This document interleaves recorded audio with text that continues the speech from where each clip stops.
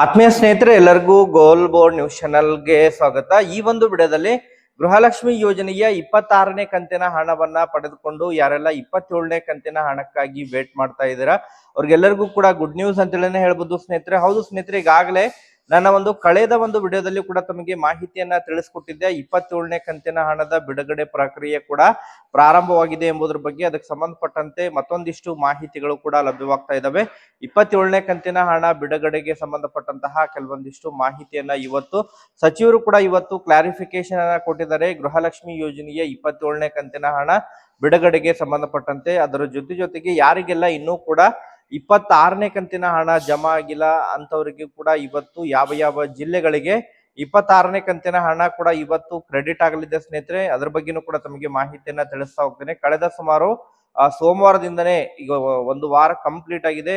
ಗೃಹಲಕ್ಷ್ಮಿ ಯೋಜನೆಯ 26ನೇ ಕಂತಿನ ಹಣ ಫಲಾನುಭವಿಗಳ ಖಾತೆಗಳಿಗೆ ಕ್ರೆಡಿಟ್ ಆಗಲಿಕ್ಕೆ ಶುರುವಾಗಿದೆ ಸ್ನೇಹಿತರೆ. ಇಲ್ಲಿಯವರೆಗೆ ಸುಮಾರು 16ರಿಂದ 18 ಜಿಲ್ಲೆಗಳಿಗೆ ಗೃಹಲಕ್ಷ್ಮಿ ಯೋಜನೆಯ 26ನೇ ಕಂತಿನ ಹಣ ಕೂಡ ಈಗಾಗಲೇ ಕ್ರೆಡಿಟ್ ಆಗಿದ್ದು, ನಿನ್ನೆನೂ ಕೂಡ ಯಾವೆಲ್ಲ ಜಿಲ್ಲೆಗಳಿಗೆ 26ನೇ ಕಂತಿನ ಹಣ ಜಮಾ ಆಗಿದೆ ಅದ್ರ ಬಗ್ಗೆನೂ ಕೂಡ ತಮಗೆ ಮಾಹಿತಿಯನ್ನ ತಿಳಿಸ್ತಾ ಹೋಗ್ತೇನೆ. ಅದರ ಜೊತೆಗೆ ಇವತ್ತು ಕೂಡ ಯಾವೆಲ್ಲ ಜಿಲ್ಲೆಗಳಿಗೆ ಹಣ ಜಮಾ ಆಗಲಿದೆ. ಈಗಾಗಲೇ ನಿನ್ನೆಯಿಂದ 2ನೇ ಹಂತದ ಜಿಲ್ಲೆಗಳಿಗೆ ಗೃಹಲಕ್ಷ್ಮಿ ಯೋಜನೆಯ ಹಣ ಜಮಾ ಆಗ್ತಾ ಇರೋ ಬಗ್ಗೆ ಕಮೆಂಟ್ಗಳು ಕೂಡ ಬರ್ತಾ ಇದಾವೆ ಸ್ನೇಹಿತರೆ. ನಿನ್ನೆ ಕೂಡ ಅನೇಕ ಫಲಾನುಭವಿಗಳು ಕಮೆಂಟ್ ಗಳನ್ನ ಮಾಡೋದ್ರ ಮೂಲಕ ಮಾಹಿತಿಯನ್ನ ಒದಗಿಸಿಕೊಟ್ಟಿದ್ದಾರೆ ಯಾವ ಜಿಲ್ಲೆಗೆ ಹಣ ಜಮಾ ಆಗಿದೆ ಅಂತ ಹೇಳಿ.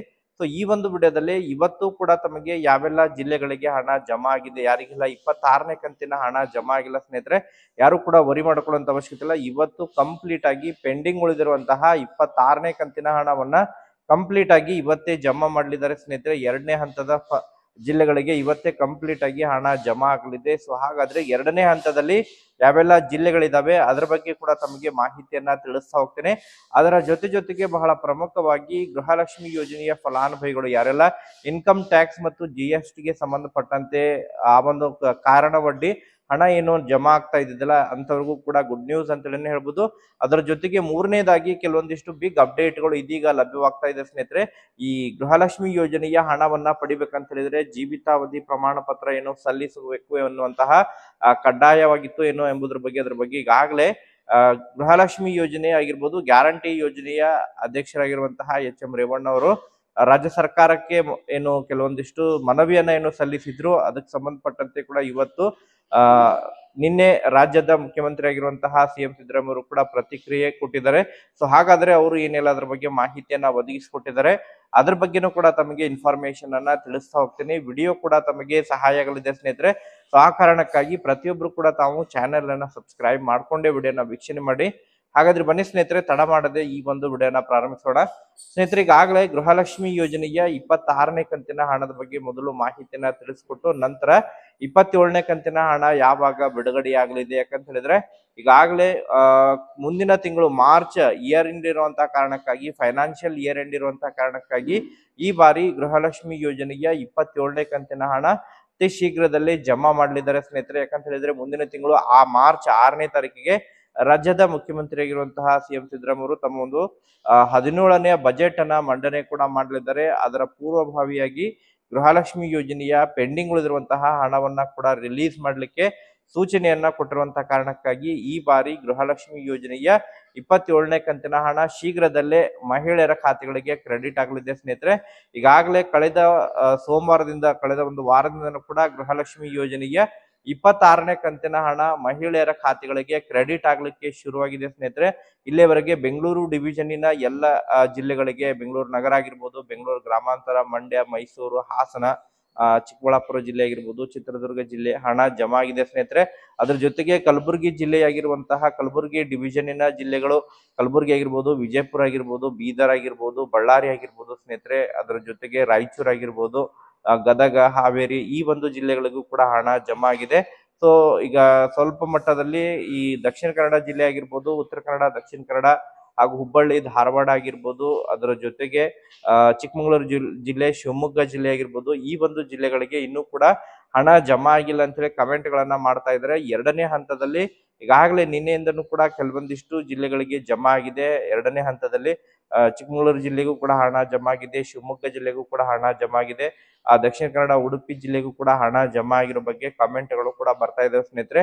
ಯಾರಿಗೆಲ್ಲ ಇನ್ನೂ ಕೂಡ ಜಮಾ ಆಗಿಲ್ಲ, ಇವತ್ತು ಸಾಯಂಕಾಲದವರೆಗೆ ಮ್ಯಾಕ್ಸಿಮಮ್ ಆಗಿ 2ನೇ ಹಂತದಲ್ಲಿ ಹಣ ಜಮಾ ಆಗಲಿದೆ ಸ್ನೇಹಿತರೆ. ಉಡುಪಿ, ಕಾರವಾರ ಆಗಿರ್ಬೋದು, ಮಂಗಳೂರು ಆಗಿರ್ಬೋದು, ಅದರ ಜೊತೆಗೆ ಈ ಒಂದು ಹುಬ್ಬಳ್ಳಿ, ಧಾರವಾಡ, ಗದಗ ಮತ್ತು ಚಿತ್ರದುರ್ಗ ಜಿಲ್ಲೆಯ ಫಲಾನುಭವಿಗಳಿಗೆ ಹಣ ಇವತ್ತೇ ಕ್ರೆಡಿಟ್ ಆಗಲಿದೆ ಸ್ನೇಹಿತರೆ.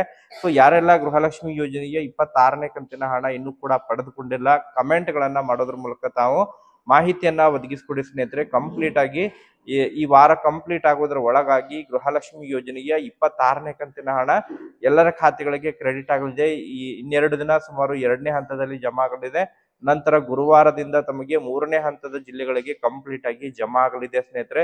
ಯಾವ ಜಿಲ್ಲೆಗಳಿಗೆ ಪೆಂಡಿಂಗ್ ಉಳಿದಿದೆ ಕಮೆಂಟ್ ಅನ್ನ ಮಾಡಿ ಮಾಹಿತಿನ ತಿಳಿಸ್ಕೊಡಿ ಸ್ನೇಹಿತರೆ. ಅದರ ಜೊತೆಗೆ ಬಹಳ ಪ್ರಮುಖವಾಗಿ ಗೃಹಲಕ್ಷ್ಮಿ ಯೋಜನೆಯ 27ನೇ ಕಂತಿನ ಹಣ ಬಿಡುಗಡೆಗೆ ಸಂಬಂಧಪಟ್ಟಂತೆ ಕೂಡ ಗುಡ್ ನ್ಯೂಸ್ ಗಳು ಲಭ್ಯವಾಗ್ತಾ ಇದಾವೆ ಸ್ನೇಹಿತರೆ. ಯಾಕಂತ ಹೇಳಿದ್ರೆ ಫೈನಾನ್ಷಿಯಲ್ ಇಯರ್ ಎಂಡ್ ಇರುವಂತ ಕಾರಣಕ್ಕಾಗಿ ಈ ಬಾರಿ ಗೃಹಲಕ್ಷ್ಮಿ ಯೋಜನೆಯ 27ನೇ ಕಂತಿನ ಹಣ ಕೂಡ ಆರ್ಥಿಕ ಇಲಾಖೆ ವತಿಯಿಂದ ರಿಲೀಸ್ ಆಗಿರೋ ಬಗ್ಗೆ ಮಾಹಿತಿಗಳು ಲಭ್ಯವಾಗ್ತಾ ಇದ್ದು, ಬಿಲ್ಲಿಂಗ್ ಪ್ರಕ್ರಿಯೆಗಳು ಕೂಡ ಪ್ರಾರಂಭವಾಗಿದ್ದಾವೆ ಸ್ನೇಹಿತರೆ. ಹೌದು ಸ್ನೇಹಿತರೆ, ಬಿಲ್ಲಿಂಗ್ ಪ್ರಕ್ರಿಯೆಗಳು ಕೂಡ ಪ್ರಾರಂಭವಾಗಿರುವಂತಹ ಹಿನ್ನೆಲೆಯಲ್ಲಿ ಗೃಹಲಕ್ಷ್ಮಿ ಯೋಜನೆಯ 27ನೇ ಕಂತಿನ ಹಣ ಕೂಡ ಆದಷ್ಟು ಶೀಘ್ರದಲ್ಲೇ ಮಹಿಳೆಯರ ಖಾತೆಗಳಿಗೆ ಕ್ರೆಡಿಟ್ ಆಗಲಿದೆ. ಸೊ ಈ ಬಾರಿ ಮ್ಯಾಕ್ಸಿಮಮ್ ಆಗಿ ಜನವರಿ ಕೊನೆ ವಾರ 25 ಅಥವಾ 26ನೇ ತಾರೀಕಿನ ನಂತರ ಗೃಹಲಕ್ಷ್ಮಿ ಯೋಜನೆಯ 27ನೇ ಕಂತಿನ ಹಣ ಕೂಡ ಮಹಿಳೆಯರ ಖಾತೆಗಳಿಗೆ ಕ್ರೆಡಿಟ್ ಆಗಲಿದೆ.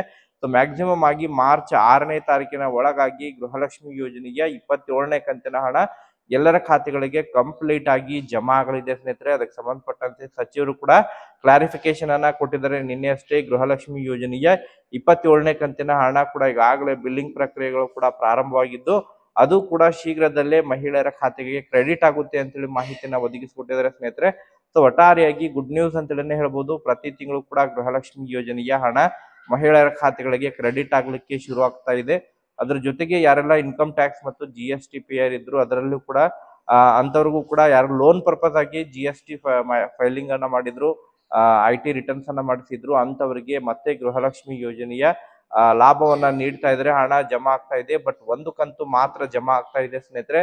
ಅದರ ಜೊತೆಗೆ ಈ ಒಂದು ಗೃಹಲಕ್ಷ್ಮಿ ಯೋಜನೆಯ ಹಣವನ್ನ ಪಡಿಬೇಕಂತ ಹೇಳಿದ್ರೆ ಕಡ್ಡಾಯವಾಗಿ ಜೀವಿತಾವಧಿ ಪ್ರಮಾಣ ಪತ್ರವನ್ನು ಸಲ್ಲಿಸಬೇಕು ಎನ್ನುವಂತಹ ಪ್ರಸ್ತಾವನೆ ಇತ್ತು. ಅದಕ್ಕೆ ಸಂಬಂಧಪಟ್ಟಂತೆ ಇನ್ನೂ ಕೂಡ ಯಾವುದೇ ರೀತಿಯಾದಂತಹ ನಿರ್ಧಾರವನ್ನ ನಾವು ತೆಗೆದುಕೊಂಡಿಲ್ಲ ಎಂಬುದ್ರ ಬಗ್ಗೆ ರಾಜ್ಯದ ಮುಖ್ಯಮಂತ್ರಿ ಆಗಿರುವಂತಹ CM ಸಿದ್ದರಾಮಯ್ಯ ಮಾಹಿತಿಯನ್ನ ಒದಗಿಸಿಕೊಟ್ಟಿದ್ದಾರೆ ಸ್ನೇಹಿತರೆ. ಇನ್ನೂ ಕೂಡ ಅದನ್ನ ನಿರ್ಧಾರ ತೆಗೆದುಕೊಳ್ಳುವುದು, ಇನ್ನೂ ಕೂಡ ಅದ್ರ ಬಗ್ಗೆ ಯಾವುದೇ ರೀತಿಯಾದಂತಹ ಪ್ರತಿಕ್ರಿಯೆಯನ್ನು ಕೂಡ ಕೊಟ್ಟಿಲ್ಲ. ಒಟ್ಟಾರೆಯಾಗಿ ಗೃಹಲಕ್ಷ್ಮಿ ಯೋಜನೆಯ ಹಣವನ್ನ ಪಡಿಬೇಕಂತ ಹೇಳಿದ್ರೆ ಯಾವುದೇ ರೀತಿಯಾದಂತಹ ಸರ್ಟಿಫಿಕೇಟ್ ಕೂಡ ಕೊಡುವಂತ ಅವಶ್ಯಕತೆ ಇಲ್ಲ ಸ್ನೇಹಿತರೆ. ಸೊ ಗೃಹಲಕ್ಷ್ಮಿ ಯೋಜನೆಯ 27ನೇ ಕಂತಿನ ಹಣ ಬಿಡುಗಡೆಗೆ ಸಂಬಂಧಪಟ್ಟಂತೆ ಮತ್ತೊಂದಿಷ್ಟು ಅಪ್ಡೇಟ್ಗಳು ಏನಾದ್ರು ಲಭ್ಯವಾದರೆ ಅದರ ಬಗ್ಗೆ ತಮಗೆ ಮುಂದಿನ ಒಂದು ವಿಡಿಯೋದಲ್ಲೂ ಕೂಡ ತಮಗೆ ಮಾಹಿತಿಯನ್ನ ತಿಳಿಸ್ಕೊಡ್ತೀನಿ. Okay, thank you for watching this video.